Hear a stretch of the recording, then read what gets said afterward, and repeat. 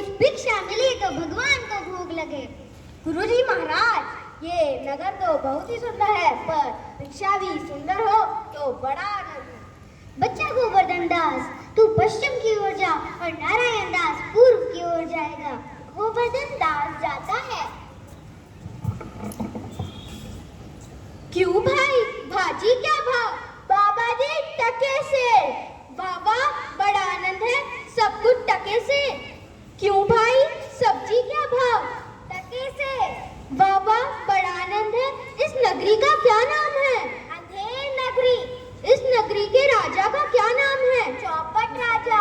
बाबा, अंधेर नगरी, चौपट राजा, टके से बाजी, टके से खाजा।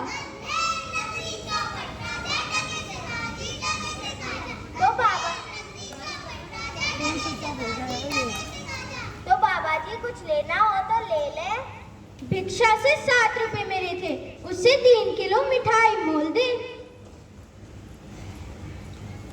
महंत जी और नारायण दास एक ओर से आते हैं और दूसरी ओर से गोवर्धन दास आता है। बच्चा गोवर्धन दास, क्या भिक्षा लाया? गठरी में तो कुछ है, ऐसा मालूम पड़ता है। गुरुजी, भिक्षा में 7 रुपए मिले थे, जिससे 3 सेर मिठाई मोल लाया हूँ। बच्चा, यह कौन सी नगरी है और इसका राजा कौन है? अंधेर नगरी, चौपट राजा, टके सेर भाजी, टके सेर खाजा।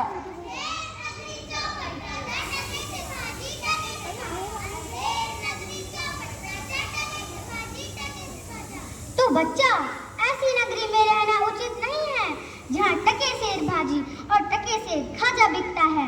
गुरुजी, मैं तो ये नगरी छोड़कर कहीं नहीं जाऊंगा, जहाँ दिन भर मांगने पर पेट भी नहीं भरता था। मैं तो इस नगरी को छोड़कर कहीं नहीं जाऊंगा। बच्चा, मैं तो जाता हूँ, पर इतना कह जाता हूँ कि कभी संकट पड़े तो याद करना। दूसरा दृश्य, राजा मंत्री और नौकर लोग यथास्थान बैठे हैं। पर्दे के पीछे से दुहाई है का शब्द होता है। कौन चिल्लाता है? बुलाओ तो जरा। महाराज, महाराज, महाराज, महाराज, महाराज, कल्लू बनिया की दीवार गिर पड़ी, सब मेरी बकरी उसके नीचे दबकर मर गई। न्याय हो, न्याय हो, न्याय हो। अच्छा, सिपाही कालू बनिया को पकड़ कर लाओ। क्यों रे कल्लू बनिया, इसकी बकरी दबकर कैसे मर गई? महाराज, मेरा कुछ दोष नहीं, कारीगर ने ऐसी दीवार बनाई कि गिर पड़ी। अच्छा, सिपाही बनिए को छोड़ दो और कारीगर को पकड़ कर लाओ।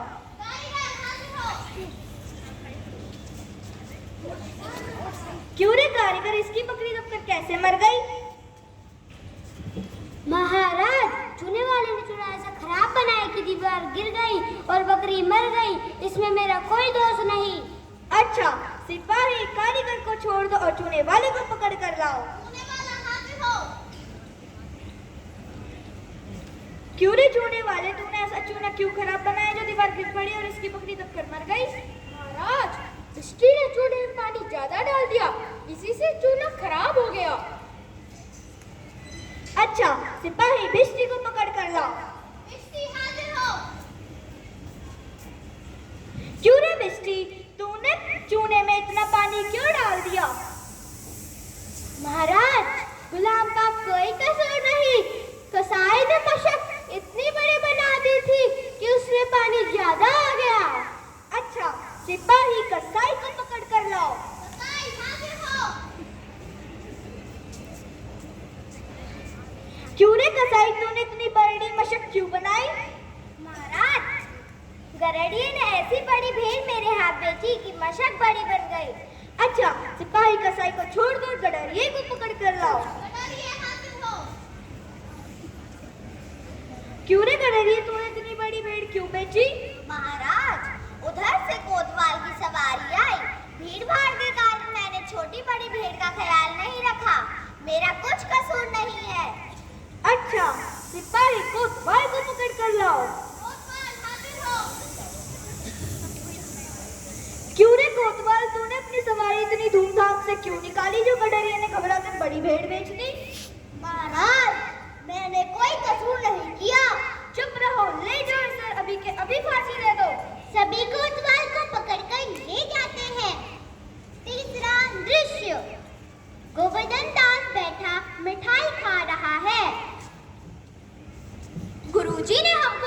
कि यहाँ से जाने को कहा था, लेकिन हमारा क्या, खा पी के मस्त पड़े हैं। सिपाही उसे पकड़ लेता है। चल बे चल, मिठाई खाकर खूब मोटा हो गया है, आ जाएगा मजा। भाई, अरे ये आफत कहाँ से आ गई? मैंने तुम्हारा क्या बिगाड़ा है? बात यह है कि कल कोतवाल को फांसी का हुक्म हुआ था। जब उसे फांसी ले जाने गए तो फांसी का फंदा बड़ा निकला, क्योंकि कोतवाल साहब बीमार थे। हमने महाराज से अर्ज की तो इस पर हुक्म हुआ किसी तंदुरुस्त आदमी को फांसी दे दो, क्योंकि बकरी मरने के अपराध पे किसी न किसी को तो फांसी होनी जरूरी है। मुझे तो नाहक ही फांसी दी जा रही है। यहाँ तो बड़ा अंधेर है। गुरुजी कहाँ है? मेरे प्राण बचाइए। गोवर्धन दास चिल्लाता है। सिपाही उसे पकड़कर ले जाता है। चुप रहे, राजा का हुक्म भला टल सकता है? हाय बाप रे, मैंने गुरुजी का कहना नहीं माना, इसी का ये फल है। बच्चा गोवर्धन दास, तेरी यह क्या दशा है? गुरुजी, दीवार के नीचे बकरी दब गई, जिसके लिए मुझे बेकसूर ही फांसी दी जा रही है। कोई चिंता नहीं, सुनो, मुझे अपने शिष्य को अंतिम उपदेश देने दो। गुरुजी चेले के कान में कुछ समझाते हैं। गुरुजी, अब तो मैं ही फांसी चढ़ूंगा। नहीं बच्चा, हम बूढ़े हैं, हमको चढ़ने दे। इस प्रकार दोनों हुज्जत यानी जुबानी लड़ाई झगड़ा करते हैं। सिपाही हैरान होता है। राजा, मंत्री और कोतवाल आते हैं। यह क्या गोलमाल है? महाराज, चेला कहता है कि मैं फांसी चढ़ूंगा और गुरु कहता है कि मैं फांसी चढ़ूंगा, कुछ मालूम ही नहीं पड़ता। बोलो बाबा जी, आप फांसी क्यों चढ़ना चाहते हो? राजा, इस समय ऐसी शुभ घड़ी से जो मरेगा सीधा स्वर्ग जाएगा। तो हम चढ़ेंगे फांसी? नहीं नहीं, हमको हुक्म है। महाराज, हम लटकेंगे, हमारे कारण तो दीवार गिरी। चुप रहो सब, राजा के जीते जी और कौन स्वर्ग जाएगा? हमें फांसी चढ़ाओ जल्द से जल्द। राजा को नौकर लोग फांसी पर लटका देते हैं।